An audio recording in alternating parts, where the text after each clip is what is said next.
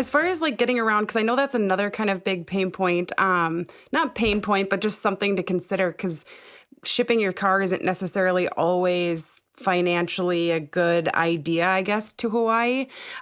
So have you, I guess, shipped a car? Would you suggest renting a car or a moped, or maybe like buying something online and reselling it once you leave, that type of thing?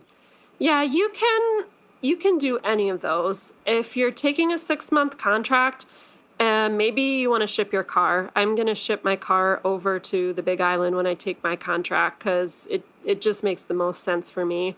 But if you want to leave your car, you can fly here and you can buy any sort of car you want off the internet super easy. If you have basically, again, you need cash, like $3,000 cash or less will get you something that'll run. And you're mostly just hoping that you can sell it to another traveler when you leave without any trouble. They basically, island cars kind of maintain their value. So if you buy something for 2,000 or 3,000, you're probably going to sell it for the same.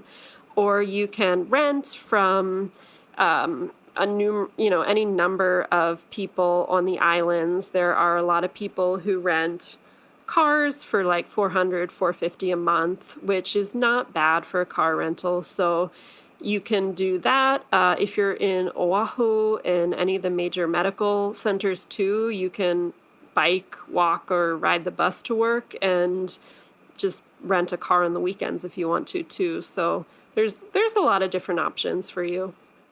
Have you always had a car, or have you tried the moped route? I've never driven a moped. I want to say the first 2 years I lived here, I only took the bus, and then I did like enterprise rental cars by the hour for other exploring, and I would drive around with other people. And then I just kind of bought they're called like island beater cars. I went through a couple beater cars that lasted like a year, then completely died on me. So now I actually just purchased a car, so I'm kind of holding on to it. That's why I'm shipping it, because I'm like, this is the first nice car I've had since I'm here. I'm going to drive it.